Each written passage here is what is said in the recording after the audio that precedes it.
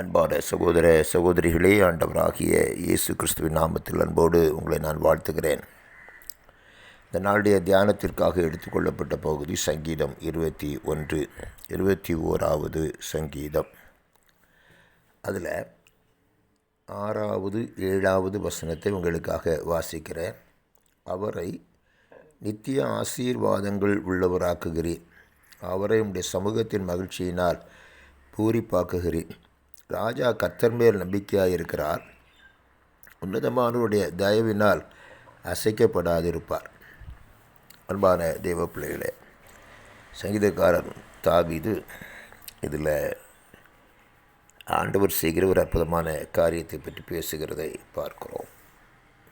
நித்திய ஆசீர்வாதத்தினால் தேவன் தம்முடைய ராஜாக்களை, தம்முடைய பிள்ளைகளை ஆசீர்வதிக்கிறார் என்று சொல்லி பார்க்கிறோம். நித்திய ஆசீர்வாதம், ஆண்டு நமக்கு கொடுத்த ஆசீர்வாதம் நித்தியமானது.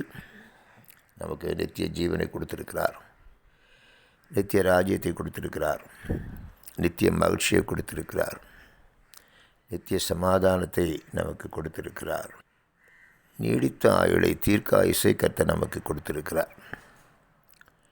ஆண்டு ஒவ்வொரு நாளும் அப்படியே நம்மை நடத்தி கொண்டு வருகிறார்.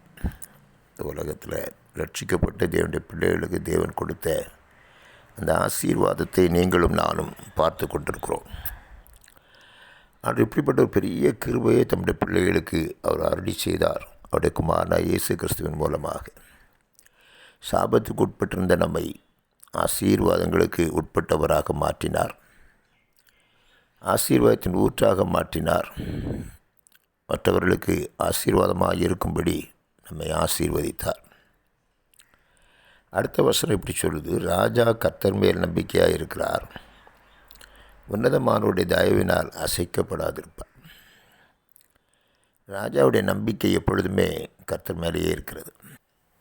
கர்த்தரையே தன் நம்பிக்கையாக கொண்ட மனுஷன் பாக்கியவான். அவன் நீர்க்கால் ஓரமாய் நடப்பட்டு தன் காலத்தில் தன் கனியை தந்து இலையுதிராதிருக்கிற மரத்தை போல இருப்பான். மழை தாழ்ச்சியான காலத்திலும் தப்பாமல் கனி தருகிற விருட்சத்தை போல இருப்பான் என்று வேதவசனம் சொல்லுகிறது. அன்பானவர்களே, கர்த்தரை யார் நம்புகிறார்களோ, யார் முழு இருதயத்தோடு நம்புகிறார்களோ, யார் முழு மனதோடு நம்புகிறார்களோ அவர் அவர்களுக்கு அப்படியே இருக்கிறார். வேதவசனம் சொல்லுது, அவர் உன்னதமானவர், எல்லாவற்றுக்கும் மேலானவர், எல்லாம் அவருக்கு கீழ்ப்பட்டிருக்கிறது, எல்லாம் அவருடைய ஆளுக்கு உட்பட்டிருக்கிறது, எல்லாம் அவருடைய நாமத்திற்கு கீழாக அடங்கி இருக்கிறது. அவருடைய நாமத்தினால் எல்லாவற்றையும் கொடுக்கிற தேவாதி தேவன் அவர். அவருடைய தயவை அவர் கட்டளையிடுகிறார். அவருடைய தயவினால் நீங்களும் நானும் அசைக்கப்பட மாட்டோம். நமக்கு விரோதமாக ஒருவேளை என்ன எழும்பினாலும், பூமி அதிர்ந்தாலும், ஆழி பொங்கினாலும் நீங்களும் நானும் அசைக்கப்பட மாட்டோம் என்று சங்கீதக்காரர் சொல்லுகிறார். அவர்கள் இயற்கை நமக்கு விரோதமாக எழும்பலாம், மனுஷர்கள் எழும்பலாம், ஆனால் நீங்களும் நான் அசைக்கப்பட மாட்டோம் என்று தேவன் சொல்லுகிறார். அன்பானவர்களே, நம்ம நம்பிக்கையை கர்த்தர் மேலே வைப்போம். அவர் நம்மை ஆசீர்வதித்திருக்கிறார், நம்மோடு கூட இருக்கிறார், அவர் நமக்கு உன்னதமானவராக இருக்கிறார். அதனால் நீங்களும் நானும் இந்த உலகத்தில் அசைக்கப்படாமல் இருப்போம்.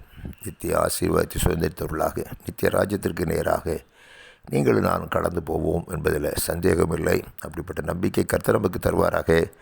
ஆமேன், ஆமேன்.